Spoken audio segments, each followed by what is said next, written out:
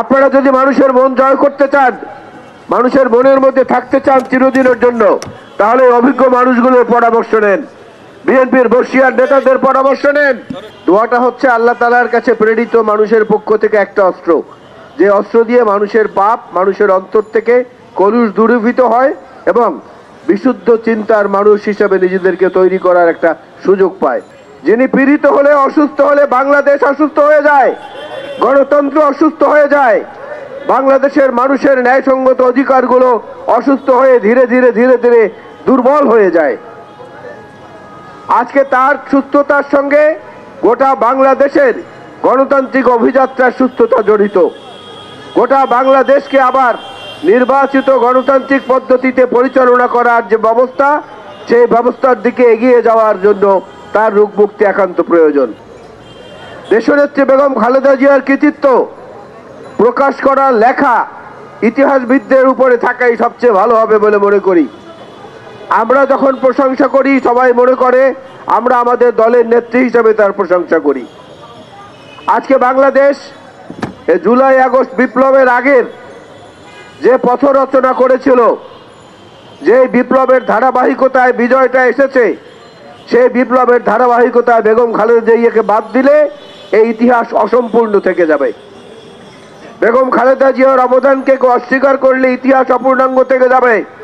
তারেক রহমানের সাহসী নেতৃত্বকে কেউ অস্বীকার করলে, কেউ খাটো করে দেখার চেষ্টা করলে, সে নিজে খাটো হয়ে যাবে, ইতিহাস খাটো হবে না। আজকে যে অবস্থাটা বাংলাদেশে তৈরি হয়েছে, এটা জনগণের আকাঙ্ক্ষার সঙ্গে যায় না। দ্রব্যমূল্য, আইন শৃঙ্খলা পরিস্থিতি এবং যেখানে সেখানে যখন তখন যে কোনো ধরনের দুর্ঘটনা, এইগুলো ঠেকানোর জন্য যে মানুষের কাছে যে দায়বদ্ধতা, সেই দায়বদ্ধতা বর্তমান সরকারের চেয়ে নিঃসন্দেহে একটা নির্বাচিত সরকারের পক্ষে অনেক বেশি পালন করা সম্ভব। কারণ তাদের পেছনে জনগণের প্রত্যক্ষ সমর্থন থাকে। এই সরকারের সঙ্গে জনগণের পরোক্ষ সমর্থন রয়েছে, এই সরকারের প্রতি আমাদেরও সমর্থন রয়েছে। কিন্তু দেশ পরিচালনায় যারা অভিজ্ঞ, বেগম খালেদা জিয়া এবং তার টিম যারা এই দেশ পরিচালনা করেছে বিভিন্ন সংকটে, বিভিন্ন সমস্যায়, বিভিন্ন দুর্যোগে, তাদের কাছ থেকে পরামর্শ নিলে আপনারা অনেক ভালো করতে পারবেন।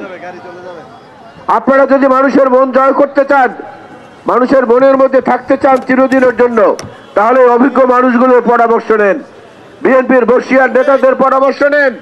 যোগাযোগ করেন আমাদের প্রিয় নেতা, আমাদের সিপাহসালার জনাব তারেক রহমানের সঙ্গে, যারা এই সংগঠনকে দেখেছে, এই দেশকে দেখেছে। আর এই রণাঙ্গনের মুক্তিযোদ্ধারা যারা রয়েছেন, তাদের কাছ থেকে রণকৌশলের সঙ্গে সঙ্গে দেশ গড়ার কৌশলটা আপনারা শিখতে পারেন। তা আমি মনে করি আজকে শুধুমাত্র আল্লাহ রাব্বুল আলামিনের দরবারে দেশনেত্রী বেগম খালেদা জিয়ার রোগ মুক্তির ফরিয়াদ নয়, একই সঙ্গে বাংলাদেশের স্বাধীনতা, সার্বভৌমত্ব, বাংলাদেশের বিরুদ্ধে যে ষড়যন্ত্র চক্রান্ত দাদা, দিদি এবং অন্যান্যদের পক্ষ থেকে হচ্ছে, সেগুলোকে প্রতিহত করার জন্য আমাদেরকে শপথ নিতে হবে এবং আল্লাহর দরবারে সাহায্য প্রার্থনা করতে হবে। জাতীয়তাবাদী মুক্তিযোদ্ধা দল আজকে যথাসময়ে একটি সময় উপযোগী কর্মসূচি গ্রহণ করার জন্য তাদেরকে ধন্যবাদ এবং আমন্ত্রণ জানানোর জন্য ধন্যবাদ এবং আমি নিজে ধন্য অংশগ্রহণ করার জন্য।